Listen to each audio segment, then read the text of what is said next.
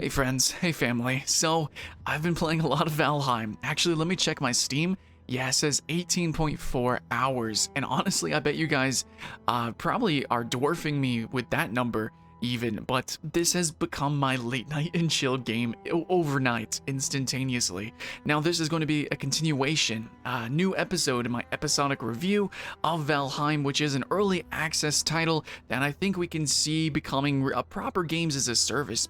Not exactly like an MMORPG, but I don't know, it definitely has those notes of living world kind of vibes, especially as I start to play co-op and we start to do PvP tournaments and other weird stuff. So look forward to the continuation of this review when it comes to the different parts of it, like the PvP, 1v1ing, or the different bosses, the end game, early game, which we have already covered with first impressions, as well as co-op. But today I just wanted to talk about playing this game as an experience. So yeah, I love going around and monster hunting, for sure. I love kind of more hardcore gaming. But when it comes to survival games, I think this really piqued my interest around when Fallout 76 got good. And I used to play Don't Starve a little bit like this, and just more and more I'm playing survival games as this sort of late night and chill experience where it's just all about immersion. And I know these can be really buggy and I don't know, they could be kind of arcade and very gamey games, but at the same time, more and more, especially the good ones, normally they're the PvE or single player ones, they're really easy to just kind of get lost in. And that's my favorite aspect of it. I just love getting lost inside of survival games. And it's the genre that just makes that the most okay. You know, it's okay not to know every step of the way. It's okay not to know a crafting recipe. Just, you know, chillax. And I guess, yeah, you could have a Wikipedia page open or something, but you know, it's cool just to kind of wander around. And that's what the game expects you to do. So Valheim coming out with its literal lo-fi graphics and its just cheesy aesthetic. You know, I don't know, I kind of expected this sort of gameplay to an extent. I thought it would be therapeutic. I thought it would be monotonous to a point. You know, there'd be a lot of repetition, which there is, maybe to a downside when it comes to solo play, but overall, it's really hard to come up with list videos or do other bigger experimental videos, or work on my schooling when I really just kind of wander around in the Black Forest in Valheim. I really just want to make up my base. I want to reorganize things, and it really is kind of giving me that feeling of magic, like that first time I played Minecraft. Maybe the first time you guys played Terraria, or whatever survival game was your first, like 7 Days to Die. Oh my god. There's just been a few survival games that really hit it just right, that just hit differently. And this is one of them. I think the first time I played Don't Starve, the first time I played 7 Days to Die, etc. Like, you know, the really good survival games.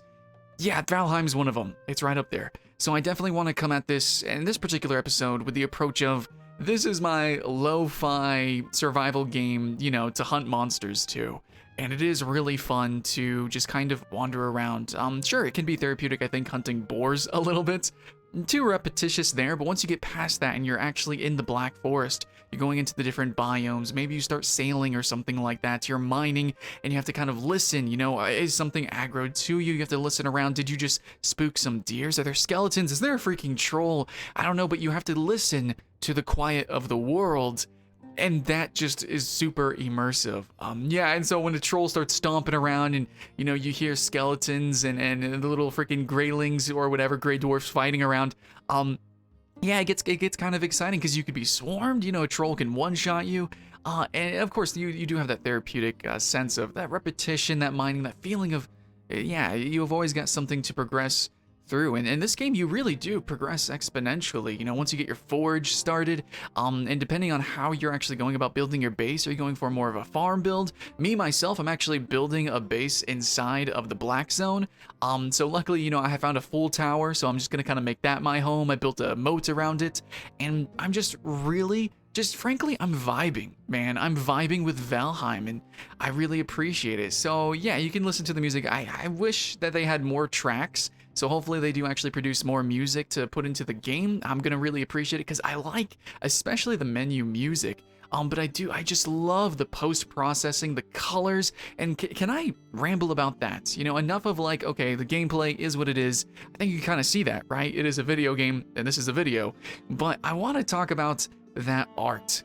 this is a game that is like 1 gigabyte, guys. It is such a small game. So not much music, not many creatures, not much, not much content in the game technically, and yet there is. Really, it's like everything is compressed so well, those textures, and yet the game, even though it has this low poly and literal lo-fi or low fidelity look to it, it plays the way it does, physics-based interaction, and even though it's so straightforward, it all kind of works together. I think the art style is done so tastefully, and I'm really a big fan of this PlayStation-inspired, low poly art style, which at first, you kind of normally saw this trend with horror games, and I would debate Valheim might bridge on horror when you go into the burials, when you do the Black Forest, maybe beyond. It can get a little spooky, especially when you're single player, you're playing solo like I am with this character.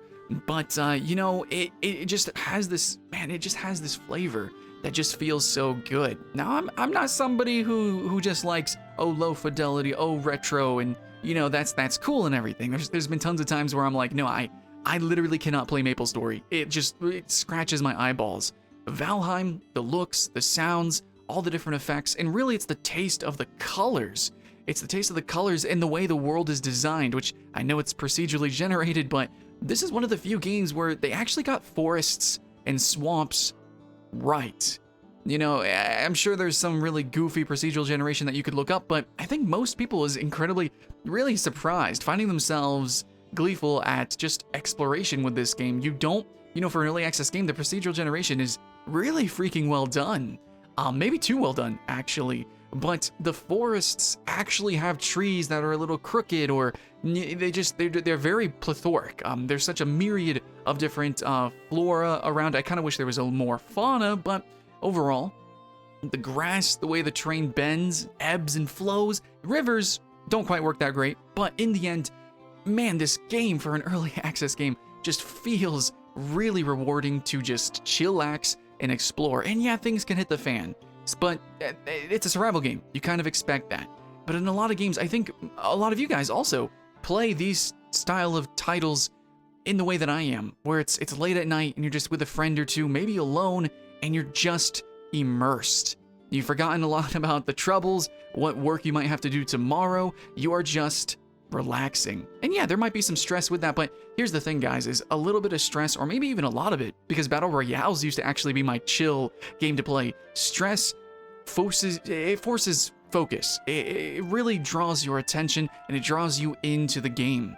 And then, of course, survival games with, the repetition and everything, it just kind of all works. So in a game, even if you think it doesn't have that crazy combat, that crazy monsters, that crazy of a world or anything like that, you think it's just another early access survival game. The fact that it just has this flavor, this lo-fi and chill flavor, and the fact that it just works. It just works, for what it's trying to do. You get absorbed in it and all the little nuances. The building mechanics, the fact that there's physics with the terrain destruction, the fact that the combat is actually hints of Soulsian, but still being a survival game. Yeah, and it's a game that you always build up, and you're always hunting the next monster. You're always making your base bigger, moving through the technology trees and stuff like that. I can't wait to see where the game actually goes from here, actually building out and fleshing out that lore, which frankly is going to be easy because it's directly from, Nordic mythology, so done. But how that actually gets fleshed out, the cooperative elements, I'm not going to say esport, but PvP elements, maybe they can do some things there. What new technologies they'll add, like in terms of weapons and things like that. I'm really excited about that. New biomes, so I really think that this is hitting the ground running, and I completely agree with all the reviews out there, and minus the video reviews. So to end this video, I do want to say that you do see a lot of videos really hyping up this game, but they kind of just kill the first boss and that's it. The game really exponentially kind of unfolds after killing the first boss, even as a single player. So just take this game a little bit slower. Just trust that it's gonna be well done, because you should, everyone's saying that. But also know that this isn't just a boss rush game. This isn't Monster Hunter. However, you will be fighting trolls, and there are going to be little tiny minute dungeons, and this game does wear its early access proudly, frankly. It's just, you will notice it a couple of times. So it is a hype game, but don't think you're going to be blown away and it's going to be action-packed instantaneously. You're going to be building giant kingdoms with your company anytime soon or quickly. but as a lo-fi, late night to chill survival game, dude, Valheim is my choice right now. And again, if you guys want to know my comparisons, because that's normally how I do my videos, is list videos, I probably actually will do that literal list video, but it's going to be like, okay, like Fallout 76 for the PvE, the questing and stuff like that is really chill, really good. If you haven't played in a while, it actually is good. Oh my god, 7 Days to Die is so good as a co-op game. Valheim right here is the one I'm playing a lot of because of the crafting and the monster hunting. I don't know if it's going to keep up consistently, but so far it's just been more and more fun. And anytime there's a troll, it's still a horrifying, Attack on Titan episode 1 sort of feeling where it's like, oh shit, man, I wish I had 3D maneuver gear through these trees. It's just quite an engrossing game overall. But yeah, I think with the approach of play it single player, late at night, chill, then it actually does play really well. It takes different personalities and mentalities to get the most out of this game, depending on where you are and what you want to do. But yeah, no, I think it actually is playable single player. Probably not the best way to play it to see all of it in the most amount of time, but again, I'm just playing it late night to chill, and I'm having a great time. 2 players, it actually gets a little awkward. It's not a full co-op game like I would expect 7 Days to Die to be, and it's not a full like MMO light like Fallout 76, but if you're gonna play chill, single player is cool. Otherwise, definitely recommend 3 to 5 players, a little company, a little guild or whatever. You can have a good amount of time. So I'm gonna be trying to do that. PvP tournaments, gonna do, gonna host a server, gonna play a lot more of Valheim. And if you guys want tips or tricks videos, a lot of people are doing those, but I might be able to find some nuanced things to talk about, such as like quickly modding or how to make bases in the more dangerous areas and stuff, how to make a treehouse. I don't know. We'll see what happens, but Valheim has stolen my heart in multiple different ways, because I play games in multiple different, ways. So how do you guys play Valheim? What's your preferred way? What's your preferred, loadout? What's your favorite part of Valheim? Or tell us a story in the comments below, please. But yeah, definitely recommend buying it, even right now, and again, even for single player. Much love, friends and family. Hopefully you found this video entertaining and also educational, so that you can spend your money and spend your time wisely. Much love. More is gonna come, so subscribe for that, please, guys. And I will see you in the next one.